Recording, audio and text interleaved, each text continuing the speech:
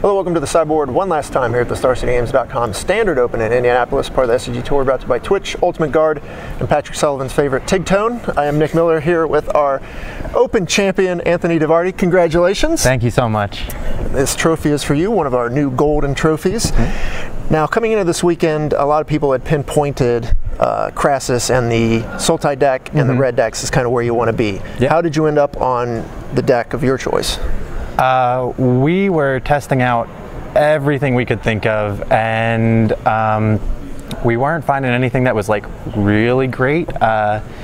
So I just decided to play the best deck rather than play sweet cards, and then I saw this list, which was green-black, the best deck, plus Hydrate Crisis, which is a really sweet new card. So I got to do both of those things. All right, that's what you want to do coming into a new format. And unlike a lot of past standard opens, you know, back when we were showing the set twos, not a lot of new cards impacted the format. This weekend, new cards were all over the place. Of course, Crassus was just the card of the tournament, I think, by and large.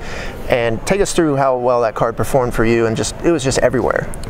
So I don't know a lot of people that have cast Sphinx's Revelation more than me, but I'm counting every time I cast Hydroid Crisis as that. It felt like it. Yeah, and obviously that card was dominant in Return to Ravnica Standard. This card very similar to that. A little bit of a different shell, but you know, your game one mirror match in the quarterfinals, that looked like a Sphinx's Rev mirror. You guys were counting deck size, just trading resources all game. Yeah. Take us through that match. What was the key to, you know, you lost game one there, but then you won the two post-board games. Yes, it was very fortunate. So I had been sideboarding not super well in that kind of green-black mirror match. I played the mirror against Dylan Donegan, and after I sideboarded incorrectly and then still got very lucky and won. He actually showed me how to sideboard correctly, because he's just like that kind of a human being. Yeah, Dylan's a master. Yeah, he just showed me how to sideboard correctly afterwards, and so I just started doing that. Pretty good person to take some advice from. Yep, can't hurt. Semifinals, you took down the Esper control deck, and Nick Cowden was doing really well this tournament. Obviously, he had a good plan for the Sultai decks, but you were able to just get under him. I think he missed a land drop in game 3, which was huge. Yeah, he did. But your sideboard plan, again, you had counterspells and duresses, and that was pretty good to disrupt what he was doing. Oh yeah, just having access to 4 duress and then you know, your negates and disdainful stroke was really, really good to just kind of not have to be so scared of like wraths in general. Yeah, unlike Return to Ravnica Standard, the wraths are counterable now. A little more helpful. Oh yes.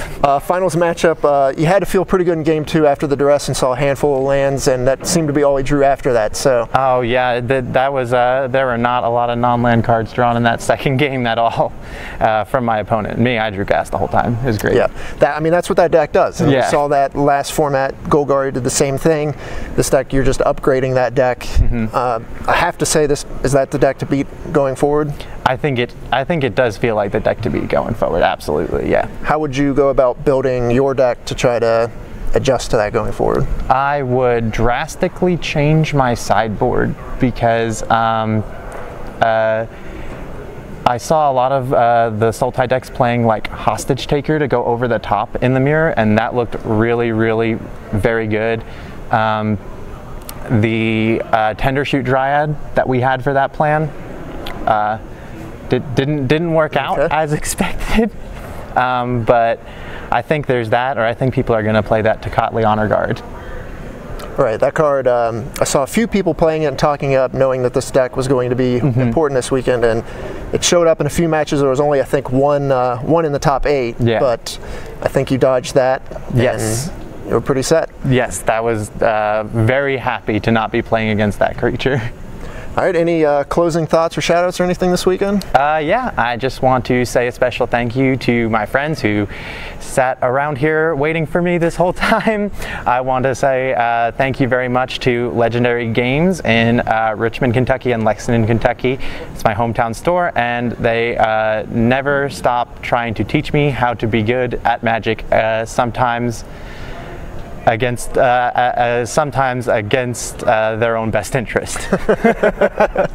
Well, they got to be happy for you now. Oh, I'm sure. We're all happy for you. Congratulations. You're Thank the champion you again. in week 1. I'm going to send it over to Patrick and Cedric to close it out here in Indianapolis.